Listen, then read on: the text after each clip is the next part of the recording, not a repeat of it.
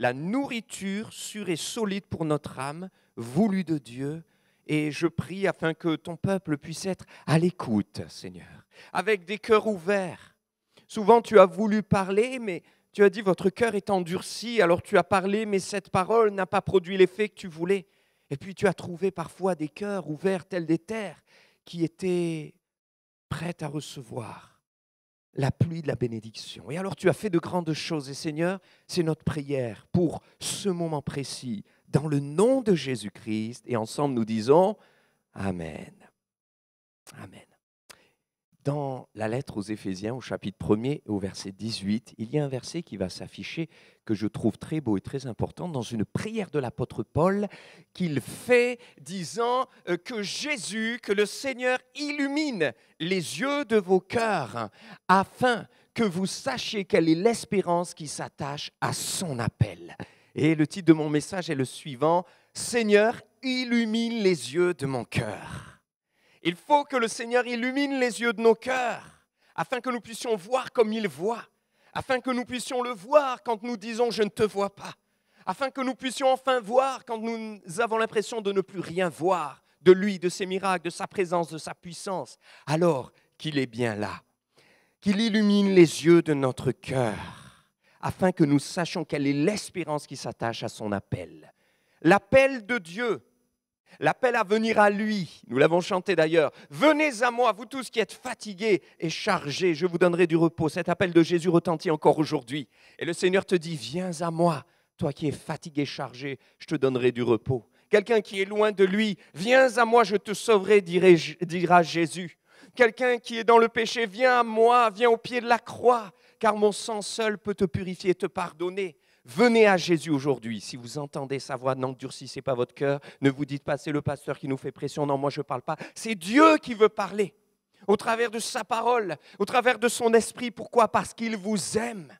L'appel de Dieu, c'est venez à moi. L'appel de Dieu, c'est repentez-vous. L'appel de Dieu, c'est convertissez-vous. L'appel de Dieu, c'est soyez prêts. Jésus vient bientôt. Certains diront, oui, mais on l'entend depuis longtemps. Oui, mais qui peut dire si demain il sera là ? Vivons, vivez, que je vive ma vie comme si le Seigneur revenait demain.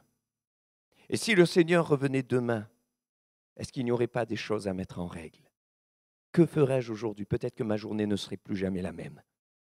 Parce que ma vision et mon regard seraient différents. L'appel de Dieu au salut, l'appel de Dieu à regarder à l'espérance. Nous ne vivons pas sur la terre, nous sommes là pour un peu de temps, mais toutes ces choses que nous voyons matérielles, humaines, sont éphémères.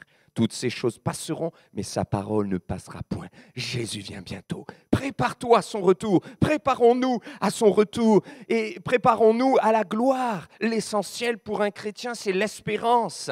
C'est de regarder à l'espérance. L'appel de Dieu retentit. Pourquoi cet appel à venir à lui ? Pourquoi cet appel à la croix ? Pourquoi cet appel à se préparer retentit encore ? Parce qu'il nous aime. Car Dieu a tant aimé le monde qu'il a donné son Fils unique pour que tu sois sauvé, pour que je sois sauvé, pour que nous soyons sauvés, pour que nous ne périssions pas, que nous ne soyons pas perdus et condamnés à l'enfer, mais que nous ayons la vie éternelle. Il nous aime, alors il nous appelle. L'appel de Dieu retentit. Sa raison, l'amour de Dieu pour toi, pour moi, pour nous.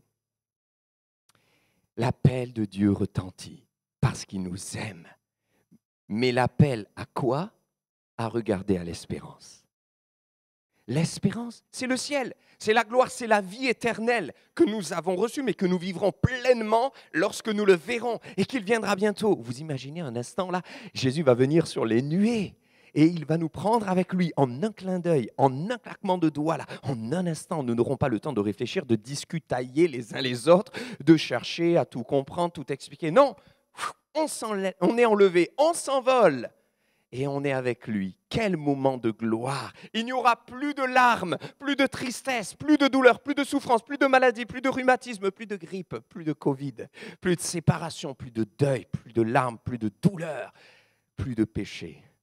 Le Seigneur nous prendra avec lui. Nous vivrons avec lui, nous le verrons face à face, nous verrons comme il voit et nous aurons les yeux ouverts sur une pleine révélation de la gloire de Dieu. Nous vivrons dans une joie permanente. Ne croyez pas que vous allez vous ennuyer au ciel, pas du tout. Certains disent, oui, moi j'aime pas chanter, si on chante sans s'arrêter pendant l'éternité. Ne t'inquiète pas, mon frère, ma sœur. Ce sera un temps de joie, de gloire et de paix qui ne se trouve pas ici-bas. Le Seigneur nous appelle à regarder à l'espérance. Alors ici-bas, il y a des problèmes, il y a des difficultés. Mais mon frère, ma sœur, il y a bien plus. Le chrétien n'est pas appelé à vivre pour les choses ici-bas. Il est appelé à se préparer ici-bas pour les choses d'en haut. Regardons à l'espérance. Alors le Seigneur dit, il nous rappelle qu'il illumine les yeux de nos cœurs afin que nous regardions à nouveau à l'espérance et que nous comprenions, que nous sachions quelle est l'espérance qui s'attache à son appel. Il faut répondre favorablement à l'appel de Dieu pour entrer dans cette espérance. Mais pour cela, il faut qu'il illumine à nouveau les yeux de nos cœurs pour qu'on arrête de vivre tout au long de nos journées, de nos semaines, dans notre vie, comme si nous n'avions pas d'espérance. C'est pour ça que l'apôtre Paul dit, mais vous, même quand vous souffrez, même quand vous pleurez, ne vous comportez pas comme ceux qui n'ont point d'espérance et qui vivent, qui souffrent comme si leur vie ici-bas était l'essentiel de leur existence. Mais non, vous, ce n'est qu'un petit passage. Et quand je regarde la vie terrestre, à côté de l'éternité, ce n'est qu'une goutte d'eau dans l'océan. Le plus important, c'est l'éternité. Seigneur, viens illuminer les yeux de mon cœur. Un message qui a retenti dès la venue de Jésus. Un message qui a retenti dès la création de l'Ancien jusqu'au Nouveau Testament. Et alors que dans ce mois de décembre, nous célébrons la venue de Jésus, je me dis, mais c'est vrai Seigneur, tu nous parles encore de ta présence, de ton esprit qui pour nous aujourd'hui, dans les temps de la fin, dans la nouvelle alliance, illumine les yeux de nos cœurs. Parce que quand Jésus est venu, certains ont vu sans voir. Et rappelez-vous combien de fois la parole de Dieu nous dit, ils ont des yeux, ils ne voient point. Mais certains sont aveugles et ils voient vraiment. Et il faut que Dieu illumine les yeux de nos cœurs, non pas pour avoir des révélations mystiques, mes frères et sœurs, non pas pour avoir des révélations bizarroïdes, étranges ou superflues, mais il faut qu'il ouvre les yeux de nos cœurs pour que nous voyions comme il voit, pour que nous voyions au travers des nuages le soleil briller, pour que nous puissions voir l'espérance. Mais le Seigneur vient bientôt et ne jamais perdre de vue cette gloire. Dans Jean chapitre 9 et verset 39, il y a une expérience qui a été faite par un aveugle de naissance qui lui aussi ne voyait pas. Et à la fin, Jésus va dire, je suis venu dans ce monde pour un jugement, pour que ceux qui ne voient point voient, et que ceux qui voient deviennent aveugles. Que le Seigneur illumine les yeux de nos cœurs, mes frères et sœurs, et qu'on puisse comprendre ce qui s'est passé. Alors, on va justement revenir à cette histoire et lire à partir du premier verset ce qui s'est passé. Un aveugle de naissance, sachant que c'est dans ce texte que Jésus dit « Je suis la lumière du monde ». Et nous devons comprendre aussi quelque chose, c'est que si déjà dès la venue de Jésus, il y avait comme un message pour dire de la part de Dieu, il faut que vous ayez le cœur illuminé, les yeux du cœur illuminés. Puisque certains voyaient un bébé, d'autres voyaient le Fils de Dieu. Allez voir la différence entre des passants, des incrédules, et Siméon et Anne, qui ont reconnu là celui qui était envoyé. Mais dans tout le ministère de Jésus, c'est le même message. Qu'il illumine les yeux de nos cœurs. Certains voyaient sans voir, d'autres ne voyaient pas bien, mais voyaient réellement.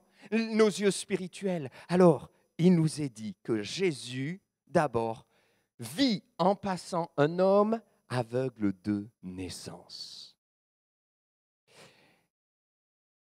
Et puis, ses disciples lui firent cette question, « Maître, Rabbi, qui a péché, cet homme ou ses parents, pour qu'il soit né aveugle ?» Et Jésus répondit, « Ce n'est pas que lui ou ses parents aient péché, mais c'est afin que les œuvres de Dieu soient manifestées en lui. Alors il faut que je fasse, tandis qu'il est jour, les œuvres de celui qui m'a envoyé. La nuit vient, où personne ne peut travailler. Pendant que je suis dans le monde, je suis la lumière du monde. » Après avoir dit cela, il cracha à terre et fit de la boue avec sa salive. Puis il appliqua cette boue sur les yeux de l'aveugle et lui dit, « Va et lave-toi au réservoir de Siloé, nom qui signifie envoyé. » Et il y alla, se lava et s'en retourna, voyant clair. Ses voisins et ceux qui auparavant l'avaient connu comme un mendiant disaient, « Mais n'est-ce pas là celui qui se tenait assis et qui mendiait ?» Et les uns disaient, « C'est lui », d'autres disaient, « Non, mais lui, mais il lui ressemble. Et lui-même disait, c'est moi. Et ils lui dirent donc, mais comment tes yeux ont-ils été ouverts? Et il répondit, l'homme qu'on appelle Jésus a fait de la boue, a oint mes yeux et m'a dit, va au réservoir de Siloé, lave-toi. J'y suis allé, je me suis lavé et j'ai recouvré la vue.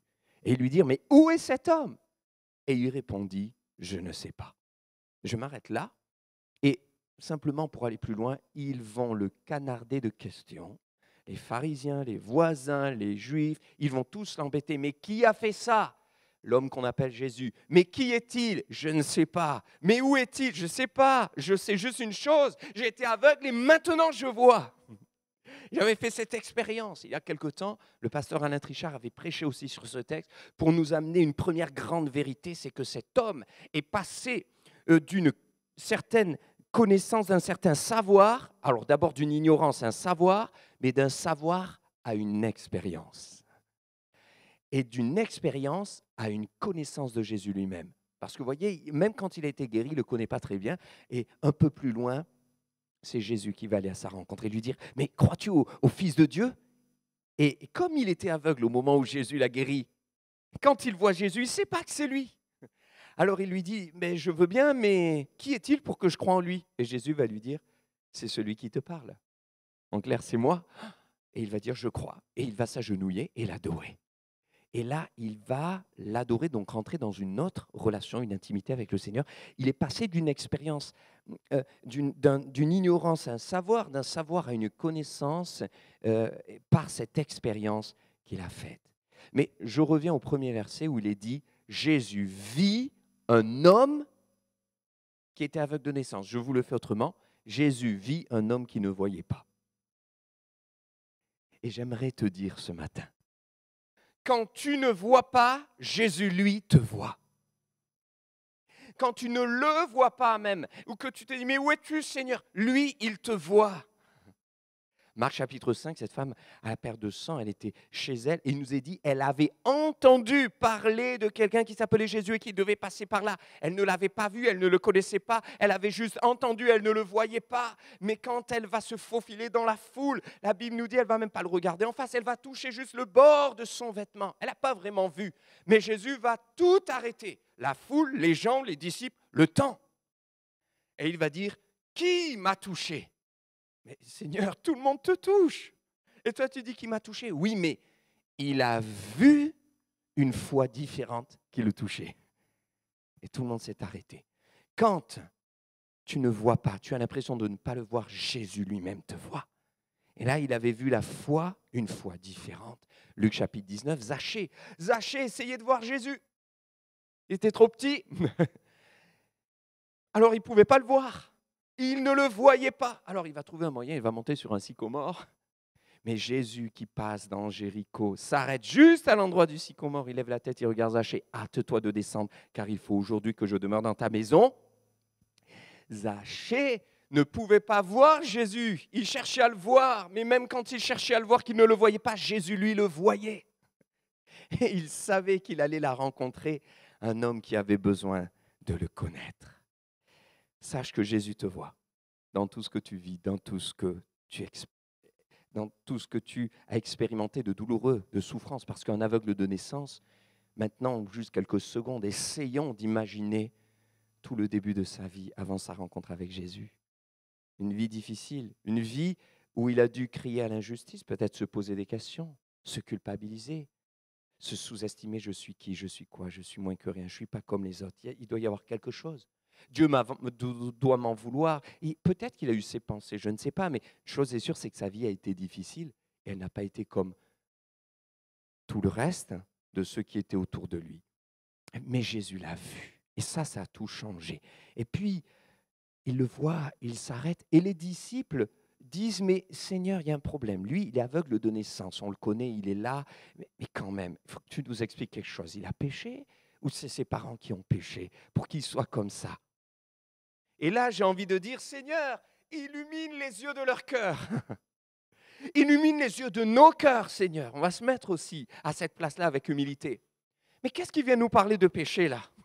Et d'ailleurs, c'est Jésus qui les reprend. Et regardez le fossé entre ce que eux pensent et ce que Jésus pense. Il leur dit, mais c'est pour la gloire de Dieu. Lui, il leur parle de la gloire de Dieu. Eux, ils parlent d'un péché qui aurait eu la conséquence de cela. Voyez comme quoi on peut être disciple. Mes frères et sœurs, là, ce n'est pas les pharisiens, hein, ce n'est pas les religieux, ce n'est pas des ennemis de Jésus, c'est ses disciples. Ce sont ses amis, ceux qui le suivent, qui osent avoir ce discours. On peut parfois avoir l'impression qu'on est tout près de Jésus, mais on est tellement loin de sa pensée. On peut avoir l'impression que nous, on connaît bien Jésus, mais on est loin de sa volonté. On peut être assis dans une église où on entend souvent parler de Jésus, mais on a des raisonnements qui sont tellement loin de son cœur. Et ces disciples-là, ils avaient besoin que Dieu illumine les yeux de leur cœur. Comme nous avons besoin aussi de cela. Combien de drames quand des personnes sont tombées malades d'une leucémie, d'un cancer, d'une pneumopathie grave, et ont entendu « certainement, tu as dû pécher ». Aujourd'hui, on dirait « ah oui, non, c'est grave quand même de porter de telles accusations ». Mais c'est exactement ce que, quelque part, les disciples ont fait ce jour-là. Et parfois, regardez, on se croit spirituel. Non, mais il doit y avoir du péché, ceci, cela. Et Jésus dit « mais vous êtes tellement loin, il faut que j'illumine les yeux de votre cœur ». Regardez comme leur raisonnement était charnel.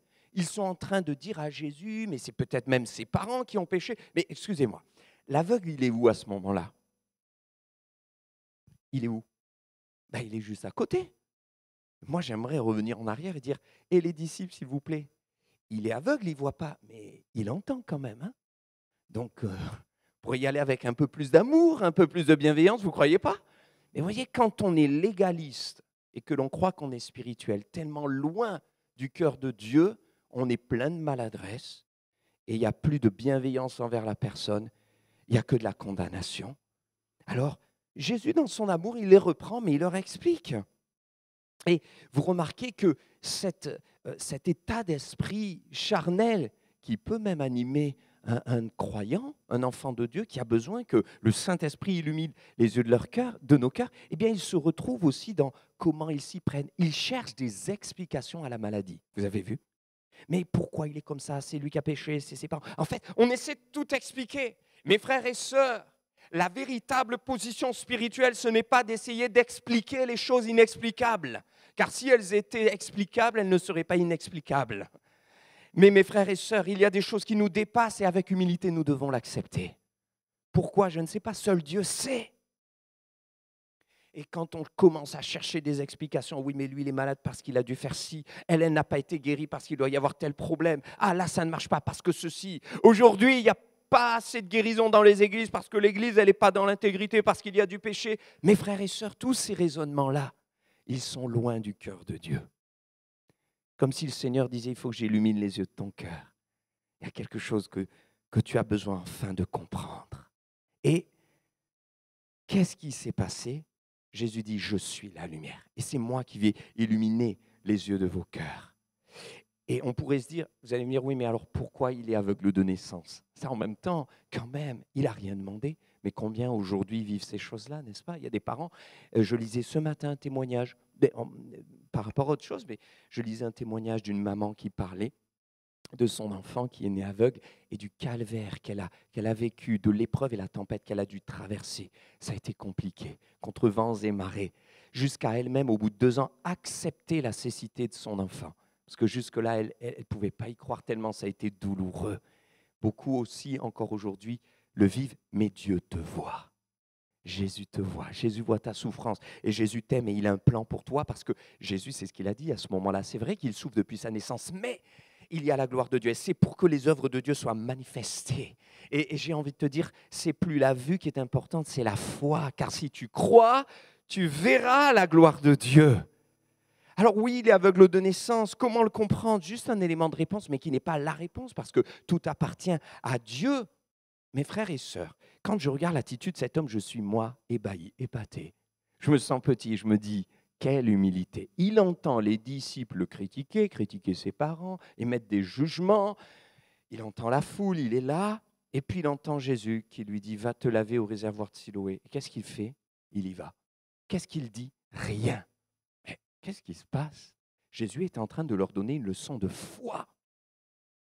Parce qu'il y a des choses qu'on ne peut entendre que lorsqu'on ne voit pas. Et il faut parfois accepter une forme de cécité, accepter qu'on ne puisse pas tout voir comme on aimerait voir. Moi, j'aimerais voir des miracles, j'aimerais voir tel signe, j'aimerais voir ceci, cela, mon enfant, un tel guéri, j'aimerais le voir. Et Dieu permet des temps où je ne vois pas, afin que je puisse apprendre surtout à entendre. Regardez, on va faire une illustration. Samy, j'ai besoin de toi.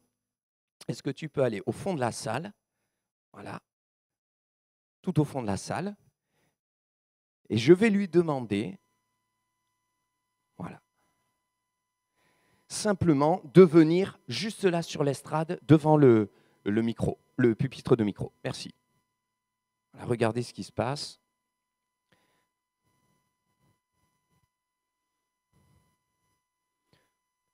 Merci. Il est fort, Samir. On peut l'applaudir. Ça n'a pas été... Bon, on a tous vu que ce n'était pas difficile. On y va. On fait une deuxième expérience maintenant. On va au fond de la salle, au même endroit, derrière, et je viens avec toi.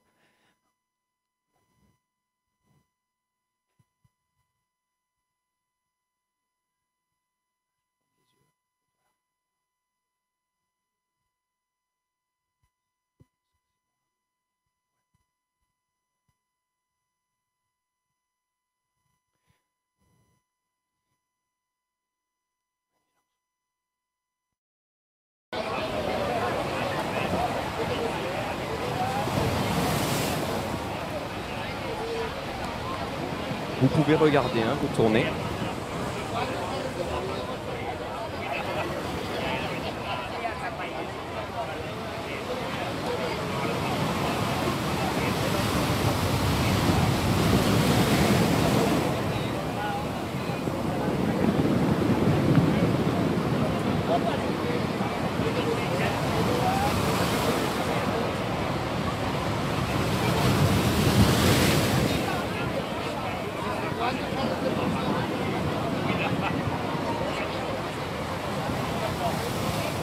Merci. Voilà. Il a réussi? Oui, on peut l'applaudir encore, parce que là, c'était plus difficile.